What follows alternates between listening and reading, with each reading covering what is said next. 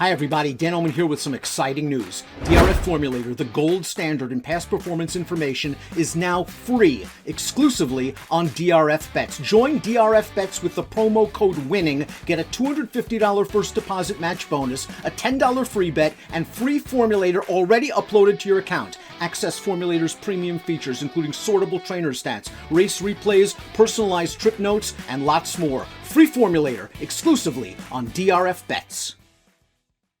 Hey everyone, Nicole, Russo, and Dan Illman coming to you for this week's Oaks Countdown for DRFTV, and this countdown about to kick into high gear. As always, let's give you a quick look at the current point standings toward the Oaks starting gate, and these standings are about to start moving around significantly as this weekend we move into that final round of prep races that offer 100 points to the winner, also 40 to second, 20 to third, 10 to fourth. This is the time to shine, to solidify your place in the starting gate while also leaving something in the tank following your prep race. That's a perfect analysis of it, Nicole. We're getting down to the nitty-gritty right now. You have to run well in these races. You have to save something in the tank. You also have to avoid a dud. At this point, you can't have a bad prep race going into the Kentucky Oaks. Maybe Serengeti Empress over the last few years is the only horse I can think of that had a poor prep leading into the Oaks. But boy, you just can't have a bad race going in. Yeah, and you know, Serengeti Empress also ran at the fairgrounds in early in her 3-year-old season. And it's funny that you mentioned her because we kick off these 100-point preps in a big way this weekend with the Fairgrounds Oaks. It's been a key prep, won over about the last 2 decades by eventual Oaks winners like Silver Bullet Day, Ashado, Summerly, Proud Spell, Rachel Alexandra, Believe You Can, Untappable. And as we look at the field for this weekend's renewal, you'll see it has the potential to be another big addition. You've got the return of undefeated champion Echo Zulu facing Turner Loose, local winner of the Rachel Alexandra, and Hidden Connection, who was a speedy graded winner last fall. This is a good field, but it's also a field that I think when Steve Asmussen saw the entries come out, had to be very pleased with Echo Zulu, his undefeated 2-year-old filly champion of 2021. She catches a relatively short field. She is the speed nearest the rail. She's the horse to catch. She is certainly the horse to beat as the fastest horse on the way in as terms of buyer speed figures.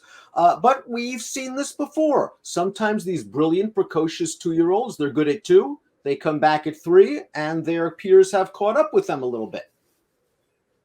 Yeah, we're going to have to see how she turns the corner, but I think it's very interesting. She, of course, from the first crop of Gun Runner, who set an earnings record for a freshman sire last year, and he surprised me a little bit. Certainly, I expected him to throw good horses, but I thought, like him, they would improve with age, with experience, with distance, and they were such good 2-year-olds. The scary thing about Echo Zulu is that you think she might get a little better from 2 to 3 based on that.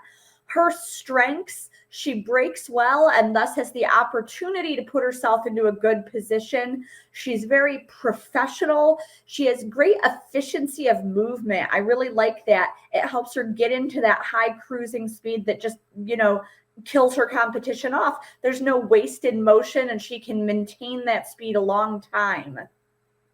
No, she's certainly brilliant. There's no doubt about it. We saw that in all of her races as a 2-year-old. You can't beat speed in 2-year-old races most of the time. And Echo Zulu not only showed brilliant speed early in her campaign, but she was able to stretch it out in distance. And that's the most impressive and scary part for the competition of Echo Zulu. She can keep going and going and going.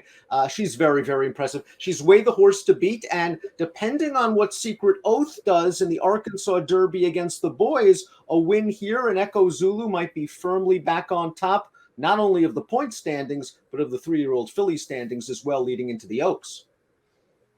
Yeah, she certainly established herself on top of this class when she completed that unbeaten juvenile campaign with this victory in the Breeders' Cup Juvenile Fillies at Del Mar, as you said, just carries that speed. This was her first start around 2 turns after taking the spin away at 7 furlongs in the Frizette at the 1-turn mile at Belmont. Handled not only that extra 16th of a mile, but kind of the mental challenge of going 2 turns just very easily, controlled the tempo, drew clear as she pleased. As you mentioned, just the fastest in this field from a Beyer speed figure standpoint.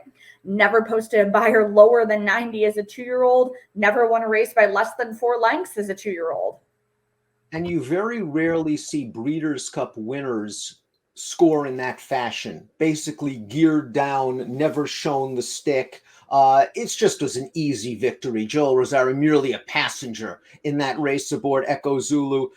Again, just a super impressive performance. I would assume that Steve Asmussen is going to have her ready to go. She's going to show sharp speed from the rail. Come and get her on Saturday. Well, the return of Echo Zulu, the biggest story, but the Fairgrounds Oaks isn't the only game in town this weekend. As we flip to the schedule, you'll also see the Sunland Oaks with a significant 50 points to the winner on Sunday. Certainly a lower level race, but can't forget that fillies like Plum Pretty have come out of here. And hey, Echo Zulu's connections, Steve Asmussen, Winchell Thoroughbreds, and Sire Gunrunner have a multiple stakes winner in this race and optionality. And optionality is going to be going into the paddock in the Sunland Park Oaks, and she is going to breathe a sigh of relief because she's not going to see Secret Oath staring her in the eye. She's going to see a group of local horses, a couple of intriguing Southern California invaders. But if optionality, the daughter of Gunrunner, is going to get back on track, it's going to be in the Sunland Park Oaks, and it would be a confidence booster, I would think, leading into the Kentucky Oaks, where she would probably be a longer price, but with these connections, you can take a longer price. Absolutely. And you mentioned Secret Oath. You know, she one of the big stories of this year. We're going to see her in action on April 2nd in the Arkansas Derby against the boys. So make sure you come back and join us next week on the Oaks Countdown. We'll have a lot to talk about, recapping Echo Zulu's return and all of this weekend's action for you, and looking ahead to the next big round of prep races right here on DRF TV.